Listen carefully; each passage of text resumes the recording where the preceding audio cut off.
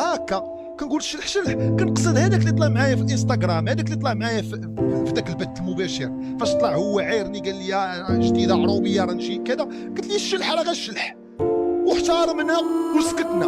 اما هو هادشي علاش بغيت نقول بان هذا راه غير واحد المشكل مفعل كما يقول الشاعر، لا تستمع لطرف واحد مشتكي بل استمع للاثنين واعطي تعليقك. واش انت مشيتي غشي؟ انا راه شعار واحد هازينو ديال الله الوطن الملك الرايه المغربيه، ما كنجيوش نقولوا اليوم الملك خايب غدا نقولوا زوين، لا، الشرفه شرفه.